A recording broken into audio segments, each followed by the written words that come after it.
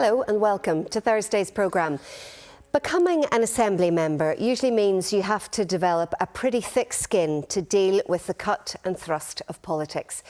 But does being a public servant also now bring with it threats of violence to you and your family? That's what more than 20 MLAs have told us about being a politician in today's Northern Ireland. All of these MLAs have spoken to us about being subjected to threats, including death and rape. Some have also been physically attacked in their offices or on the street. Darren Marshall's here with the story. Darren, how did all of this come about? Tara, I think we're all familiar with the abuse that politicians receive on social media. So for tonight's The View programme, we decided to test the scale of that. We invited politicians from all over the chamber to sit in front of a camera and tell us about their own personal experience. Now, what I found was that at the start of the day, politicians were reluctant to be the first, the second, even the fifth to put themselves forward because they knew doing so would bring further abuse and further intimidation. By the end of the day, though, we had more than 22 MLAs, almost a quarter of the chamber spoke to us. Male and female, young and old, from backbencher to speaker to Deputy First Minister. What you're about to hear is their testimony. It is both shocking and appalling. I've been in the Assembly since 1998 and there's only myself and Jerry Kelly have survived that period of time, and I've saw massive change, particularly in the noughties, and over that period of time the level of abuse that I got on social media was unreal, to the point that at one stage on a particular website they were suggesting raping my son.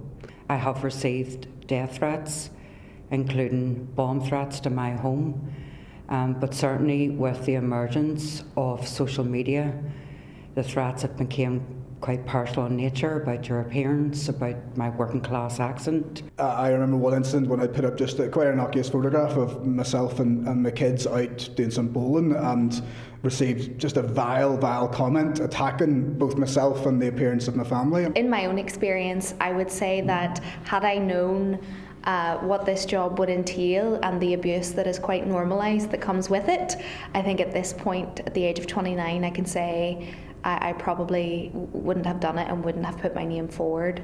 The hashtag Big Fat Shan was used quite a lot by people I've never met. I've been called a walk-in advert for diabetes. I've been told that I shouldn't be speaking on food poverty because it looks like I haven't missed a meal before.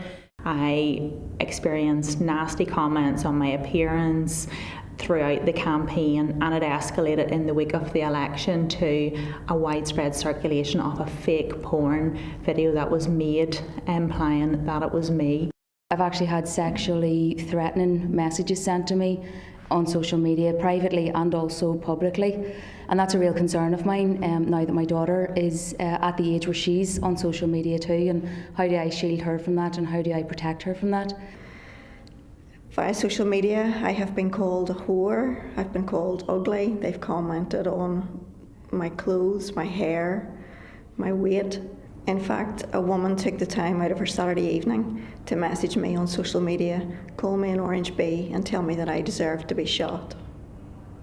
Whenever I talk to young people about encouraging them to get into politics, it's always there in my mind that, if you step forward, you will have this hate, especially if you are standing up and saying something that is seen as politically controversial or a particular strong view on something. People will attack you because of your view, but they will attack you in a really nasty, vicious and personal way. So it is horrendous. I do think, it absolutely needs to stop. Darren, it's shocking to hear this testimony from so many of our MLAs. What do you think is the likely impact of all of this? Well, I think watching that, you can see why politicians are so concerned for their safety, but also for their families and for their staff. You heard some politicians there say that if they knew the scale of the abuse they would have faced, they wouldn't have entered politics. And I can tell you that privately, some MLAs at Stormont have told us they are not going to stay in public life. We'll have more of that shocking testimony on The View tonight at 10:40. OK, Darren, thanks very much. And you can also find out more about this story right now on our website or by downloading the BBC News app.